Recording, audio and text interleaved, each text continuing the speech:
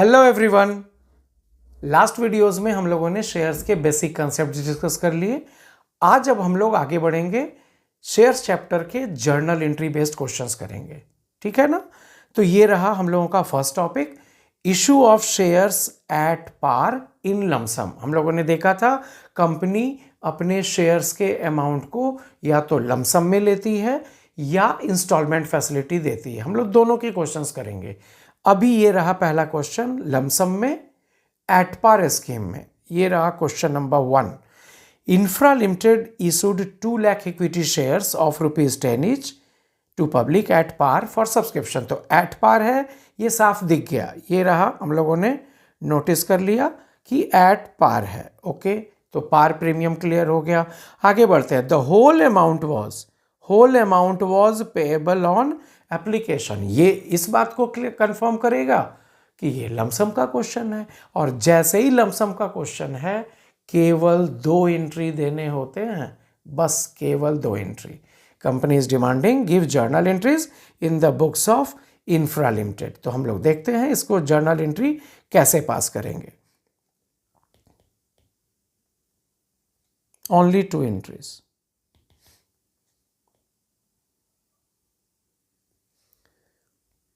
First entry, bank account debit two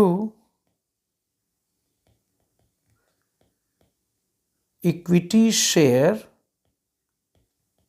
application and allotment account. How much?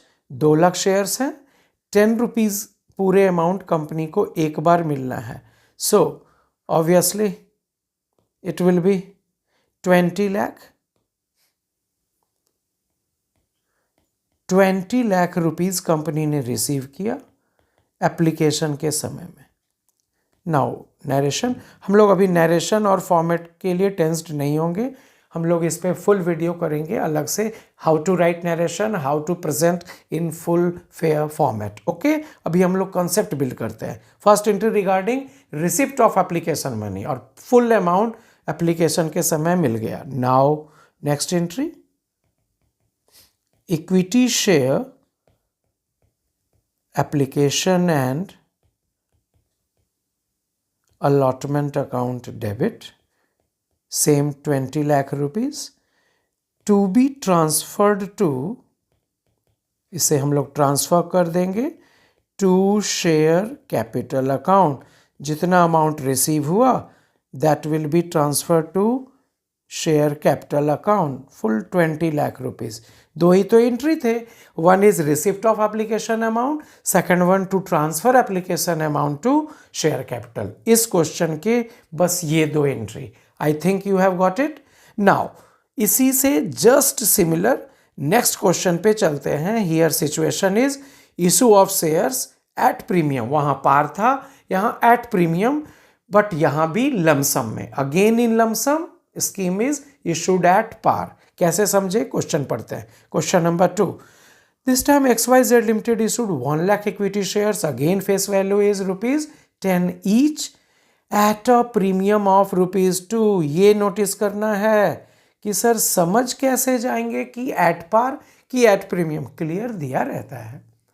Now पर share 10 rupees face value, 2 rupees premium, means all public demand have to be paid by the public at the rate ₹12 rupees भेजने होंगे। Here it is mentioned again whole amount to be paid on application, तो lump sum भी है। अब चलते हैं इसको entries लिखने। कंपनी इस मैटर को कैसे रिकॉर्ड करती है? Again 2 entries because lump sum question is there.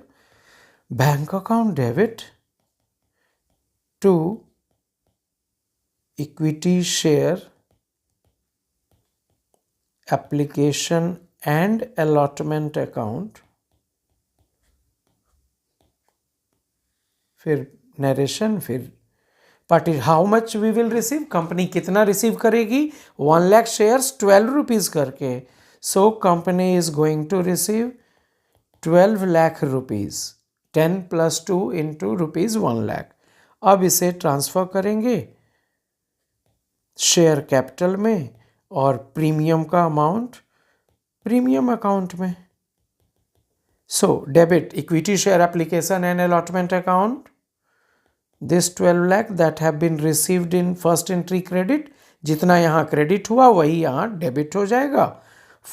यहाँ पे सेकेंड एंट्री आएगा इक्विटी शेयर कैपिटल अकाउंट और साथ साथ प्रीमियम पोर्शन के लिए you have to memorise securities premium account have to be credited.